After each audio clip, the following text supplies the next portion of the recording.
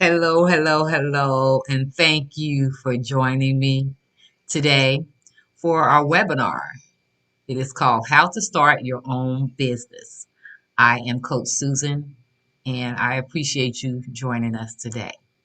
So, with that being said, I want to just mention that usually, whenever I have a project that the Holy Spirit leads me to do, He also gives me a scripture. So our scripture for today is Philippians 4:13. I can do all things through Christ who strengthens me. So I like this scripture because a lot of times we talk ourselves out of starting a business instead of talking ourselves into it. We all have a gift and we all have an entrepreneurial spirit, even back from when his daddy was a carpenter and Jesus was too. So we all have the gift, many gifts, actually, but there is one in particular we may really, really love to do above anything else. So that we could stir up our gift today, I'd like to be your guide in doing that and to help you to get started in your business. All right. So, with that being said, let's go to my screen. How to start a business. That's what we're going to be doing today and talking about. Okay. Again, as I stated earlier, a lot of us have that desire to start a business, but we don't know where to start from. We don't know who to talk to, what to accomplish, if we need to have money, if we don't need to have money, if we need to be certified, we don't need to be certified. What are we going to do? Where do we start from? Well, that's where me and you can connect together and get this party started. Okay. So here we are. Next screen. Again, welcome. Again, my name is I'm Life Coach Susan Edwards, and they call me Coach Sue. And I'd like to coach you into being successful in starting and achieving the goal that has been put in your heart to accomplish, which is starting your own business. So I'm going to take you step by step on how to do it. Some of the information I share will require more details, and I'll be glad to have one-on-one consultations with you for free so that I can help you get started on that right path. Thank you for allowing me to do that for you. Now, I would like to be able to see your beautiful faces. One, because I love seeing beautiful faces. Two, so that if you need to nod or shake your head or raise your hand, I can see you. And if you have a question, then I can see you. And so, yes, please make sure that I can see your beautiful faces. All right. Thank you so much. Okay. So, is there anyone, raise your hand, that would like to introduce yourself, name your vocation, and what you hope to learn from this webinar? All right. It looks like you're a little bit shy, and that's okay. If you have questions later, again, nod your head or wave. Okay? And then that way I'll see you and I'll call you out. All right? Okay. Thank you. Why are we here? We are here because well, you and I are here because I want to teach it and you want to learn what I am going to be teaching, which is how to start your own business. Where do I start from? What do I need to do, Miss Susan, Coach Susan? I don't know what to do and I need you to help me. That's why I'm here on this webinar today. Well, I'm so glad you decided to allow me to take this journey with you. So I'm going to walk you through why we're here. One thing I want you to realize is we're not talking about a career. A career is something you clock in and clock out of. Okay, that's your job that you do to pay the bills. But a vocation is what we're desiring for you today. Whatever it is that you desire to do, I pray that it is your vocation. What is a vocation, you ask, Coach Susan? I'm so glad you asked. A vocation is what God has naturally given you the ability to do, the desire of your heart. Okay? All right, and let me go more into detail with this next screen. What is vocation that you want to walk in as a business? What is it that you would do whether you got paid for it or not? That's a vocation. The gift that God has given you, the natural gift He has given you. I love sharing knowledge with people. God gave me that gift, and I'm sharing it with you today. That is one of my many vocations, one of my many gifts that God has given me. You want to also know if you have years doing this. I've worked with the youth ministry for a long time. I didn't stop counting. It's been so many years. But for those of us that just starting the business, do you have any training in that?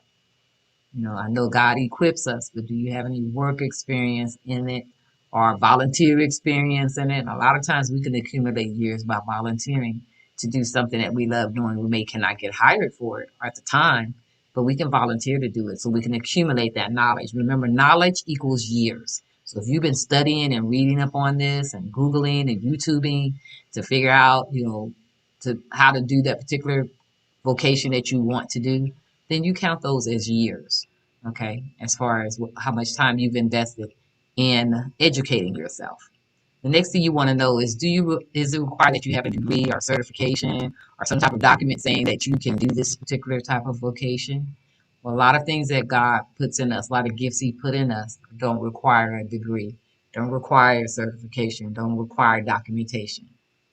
It's for His glory. And so do your homework, though. Do your homework and see if it does require a certification. Also, do your homework to see if there's a cost involved with starting up your business. With what I do, which is just talk, it's free. There's no cost for me to talk to you. Okay. The only thing it costs me is time and preparation. But hey, that's free too. That's free too. If I can be a blessing to someone else with the knowledge that God has given me all these years, then I'm going to do that at no cost. Because Jesus paid the price long time ago. Okay? Yes, He did. Yes, He did. So, all right. So we know where to start from, right? We know that we should be walking in our vocation. We would be willing to do it for free, and there's no degree required, or if it is, then we need to get that degree or that certification before we move on with the business. And then, of course, you want to see if there's any cost. If there's any cost, you need to start saving money. If it's not, then hey, more power to you. All right. Awesome. Okay. So the next one, creating a business name.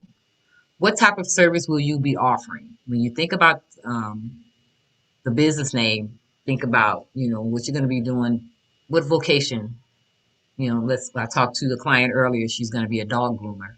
So the type of service she's offering is grooming dogs. She knows that. Okay. Will she be offering products to sell?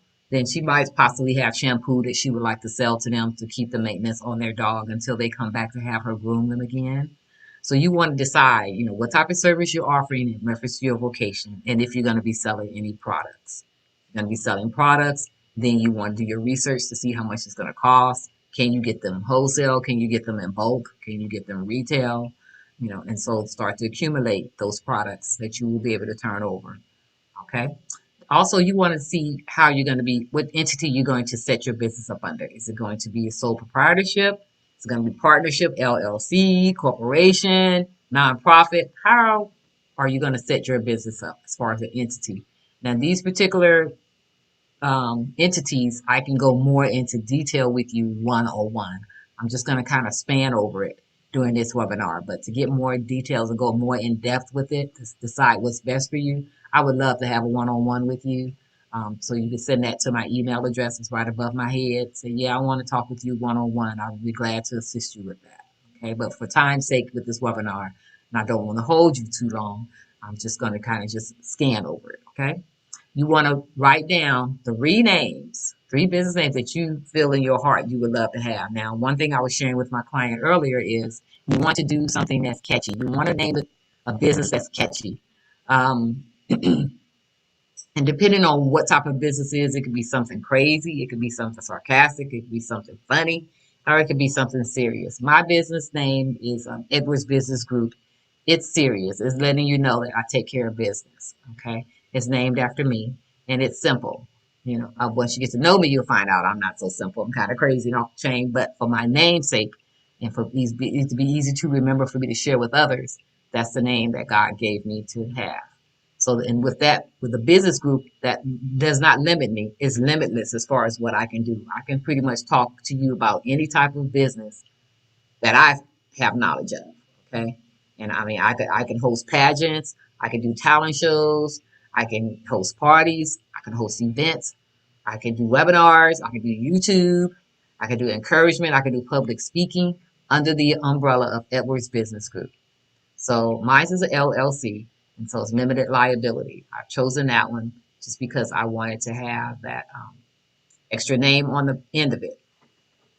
And also it tends to validate what I'm doing as far as, people that are looking up companies that are legit.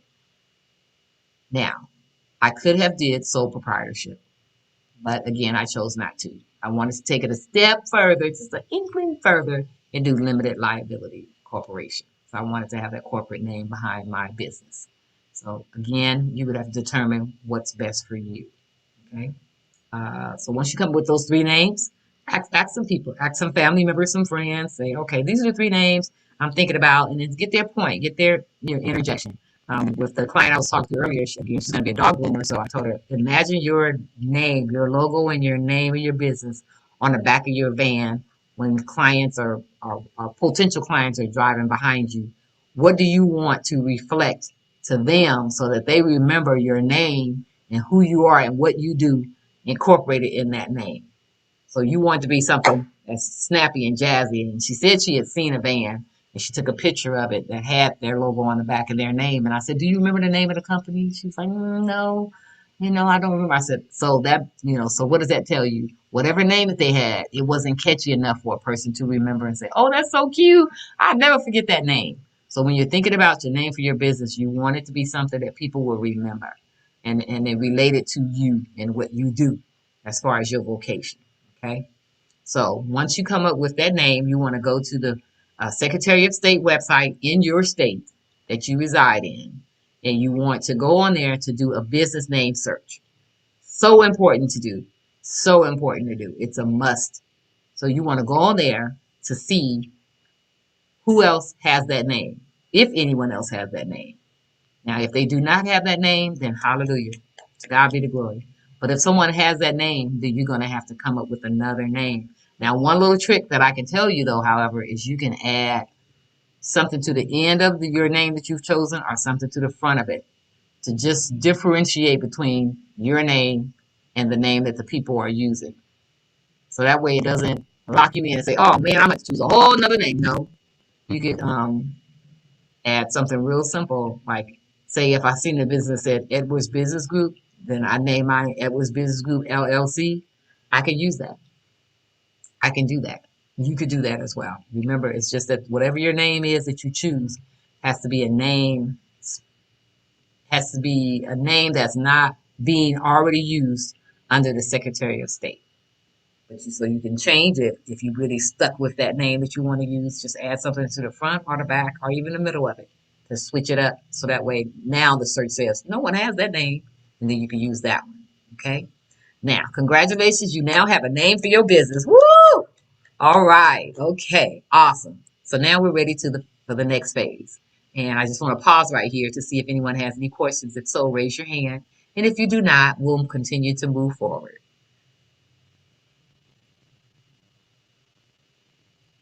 All right. Awesome sauce. Thank you. Okay. So next step is to create a email account via Gmail. I like Gmail. Actually, I love Gmail because it offers other opportunities and other benefits that you can use for your business. So you want to go into the gmail.com and create a business Gmail account. Now, the name that you've come up with, let's just use uh, Jada's Jeans, okay, as an example. So now that you've come up with that name, you create your email based on by using the name of your business. So it would be Jada's Jeans at gmail.com. Now, if that name is already taken, because Gmail will let you know it's already taken, then just add a number to either the front of it or the back of it. The back of it is preferred. Like my Gmail is S I'm sorry, one Edwards Business Group at gmail.com. So there was a number one added in the front. It's okay because it's just a Gmail account. I wouldn't do that with my business name that's registered though. You wouldn't want to add a number one. That's kind of tacky. But That's what I ended up using for because Edwards Business Group was already taken by someone.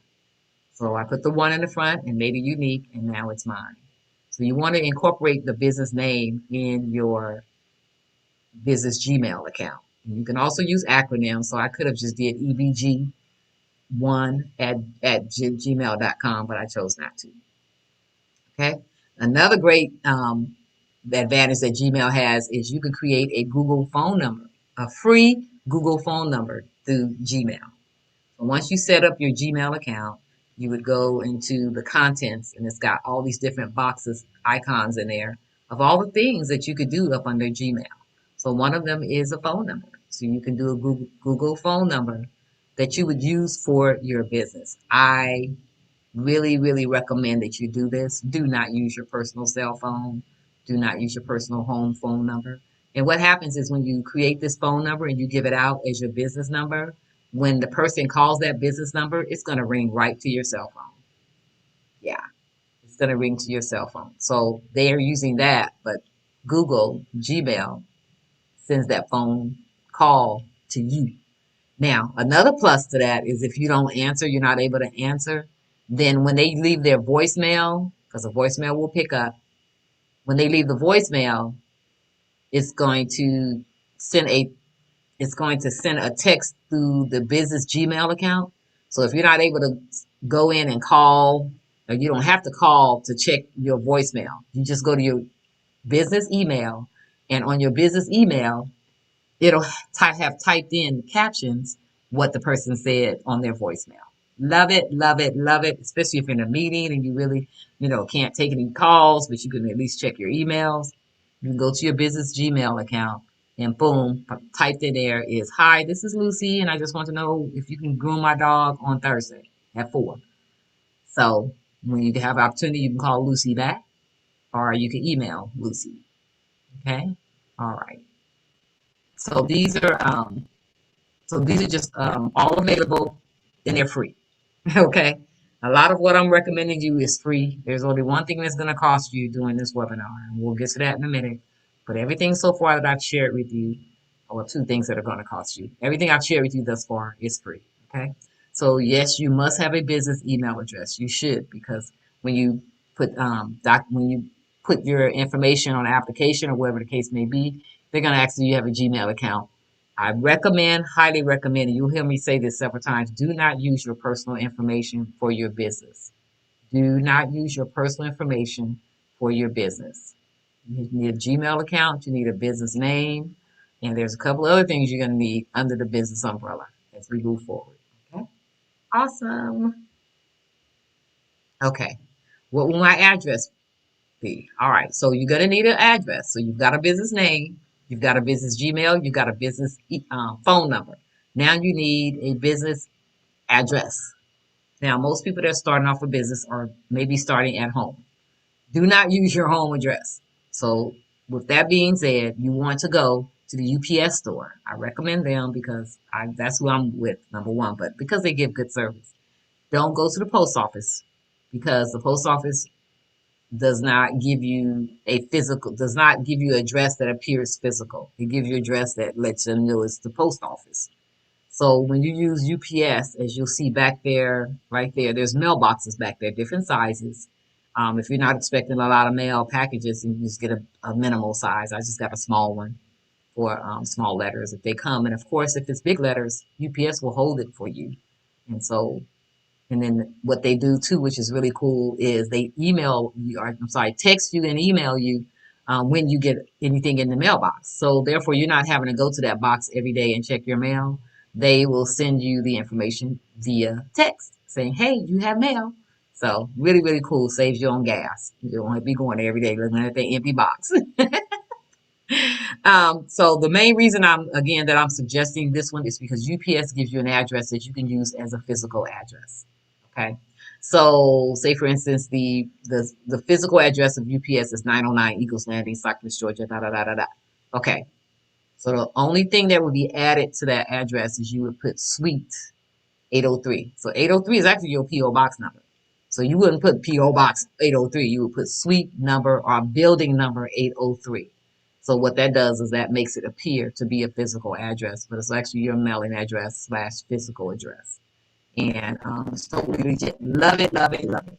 Again, as I'm continuing to emphasize, do not use your personal address as you're setting up your business. Okay. Nope, nope, nope, nope, nope. The next step, order an employee ID number. What is an employee ID number? That's what you use through the state to pay taxes. Okay. That's how they're able to track, you know, track that you have to pay taxes. Okay. But in this particular case, you won't have to have an employee necessarily in order to have a EIN number. You could just be you.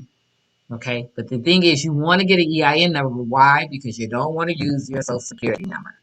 That's personal information. So when you register the business, you want to use the EIN number, which is like a social security number for the business. Okay. So whether you have employees or not, I recommend that you get the EIN number. You can go to the website, the IRS government website, and you can register for it right online, and they email it to you and send it to you immediately. You print it off and place that in your binder. Now, you want to definitely include your business name and the UPS address, your Gmail email account, and your Gmail phone number, not your personal information. Okay. And again, you want to remember to keep this personal stuff personal, your business stuff business. Okay. Totally separate. So if you'll notice, these are going in order because as you do one thing, you're going to need the next information. Almost how God created the earth, Hey, light from dark, Then you start putting stuff on there. So everything has to be in order because if you skip, then you're going to find that you're going to need one of those things that I've already mentioned. And you get down here. Say if you didn't have an email address, you get the EIN number. Oh man, I need an email address. I'm going to have to put my personal in for now. Up. Now you're setting a pace. You're setting a tone. So you don't want to use your personal information. Okay. So follow these steps and you will have everything you need according to how you progress. All right. Any questions? Raise your hand if you have a question. Anyone? Awesome. Okay. If you don't want to raise your hand, feel free to chat it to me too. That's cool. I'm good with that. Okay.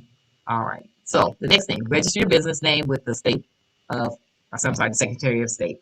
So whatever state you're going to physically have your business in, you want to register your business with the state. We've already went through this particular SOS earlier when I said go on and do a business name search. Now, this same website you would go back to register your business name. You've confirmed it, that one else has it. Now you can register it. It's yours. Okay. Um, so the reason, and you're probably saying, well, why after I did the name search, why didn't I go ahead and register for the certification? Well, because you're going to need an email address, a physical address, a phone number, and you hadn't did that yet. So, by the way, the UPS store mailbox there's a fee for that.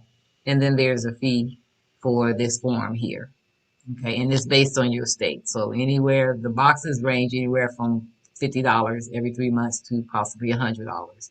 This here, the SOS, it ranges anywhere from $50 to possibly $150 per year for this particular one. Okay.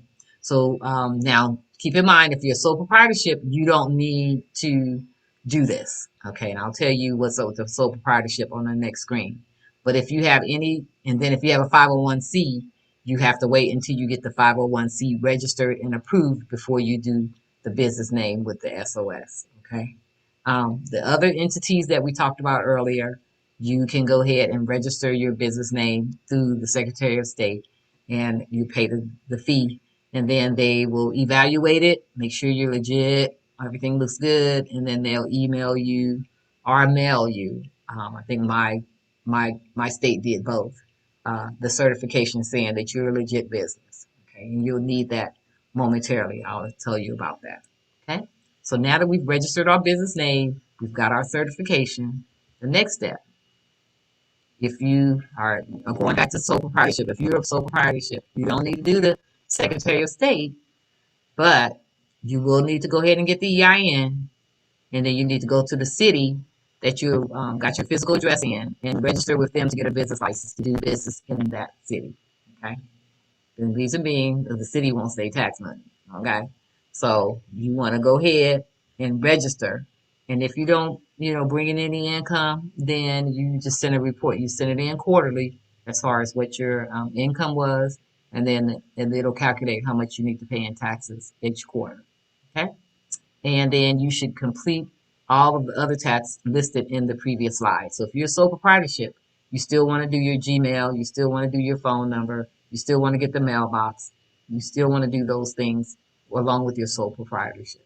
Okay? But the extra step would be to get the business license. That's the only thing you would need to do, and you would delete doing the Secretary of State.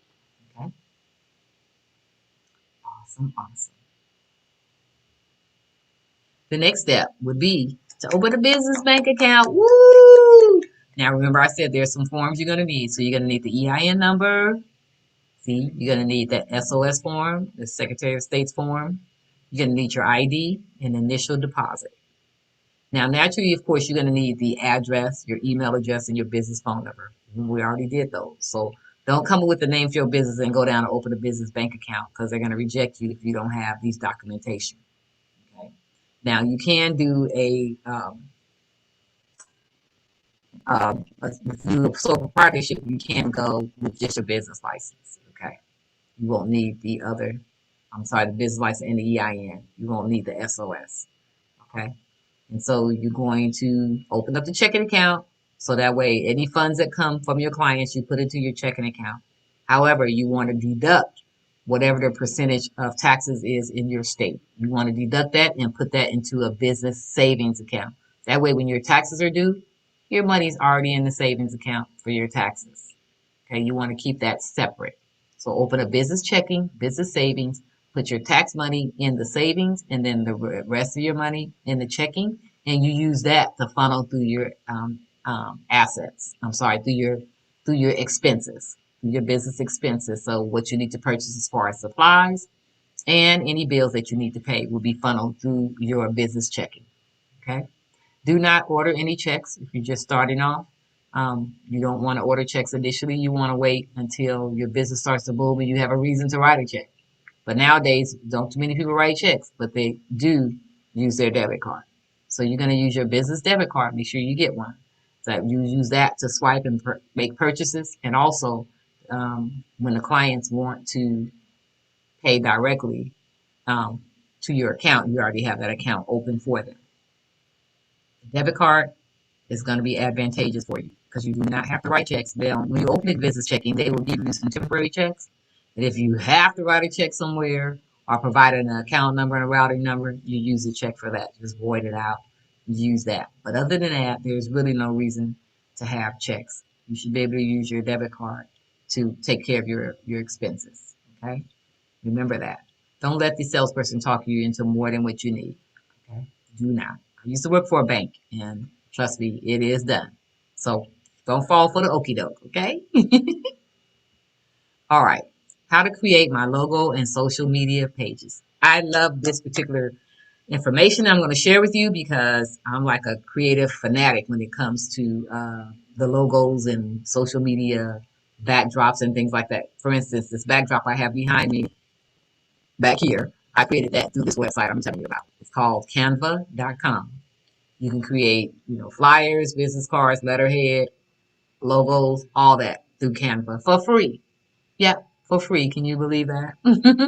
So canva.com is the bomb.com. I love it, love it, love it. And the fact that it's free makes me love it even more. So you could actually go in there to create your own logo. Don't pay anyone to create your logo. No. Don't pay anyone to create your business cards. You can pay them to print them, but don't pay them to create it.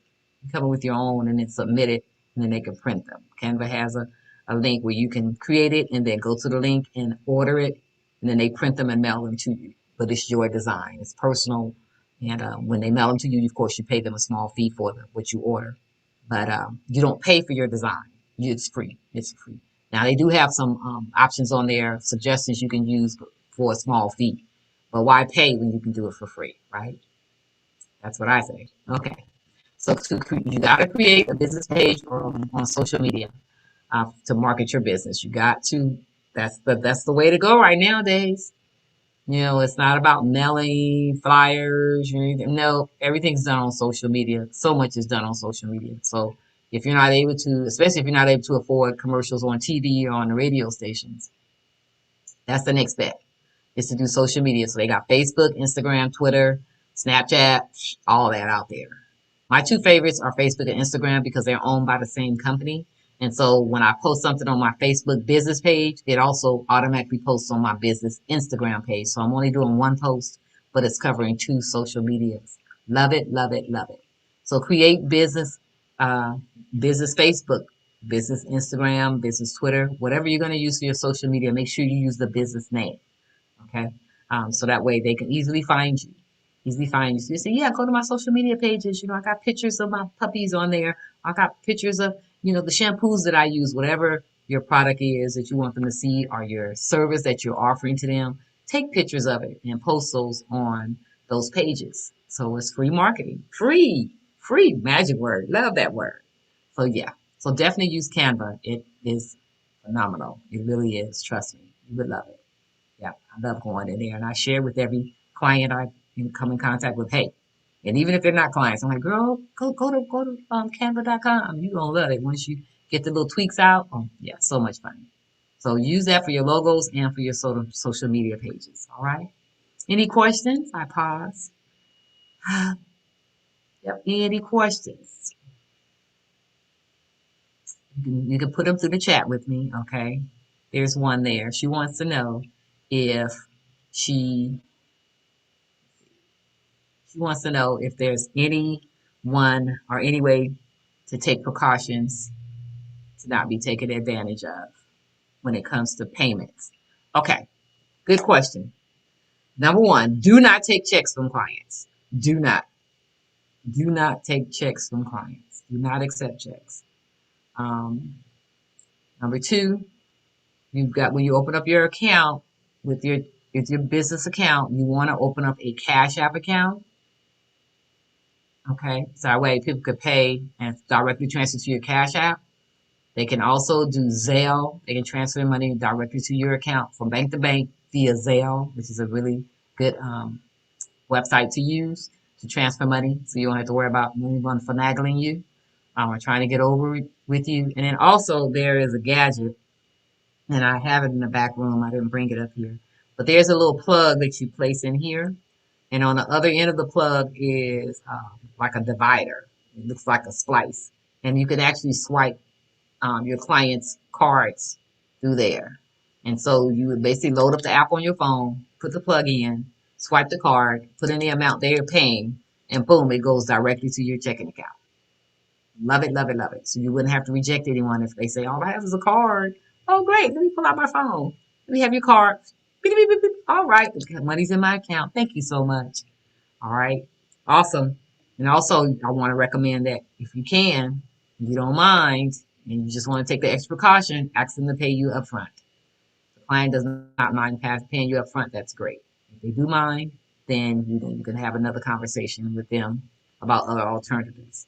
But just when it comes to the trust factor, because what she was asking about the trust, you have to feel and follow your heart. That discerning spirit does not misguide you. It does. So listen to your heart. Listen to that discerning spirit.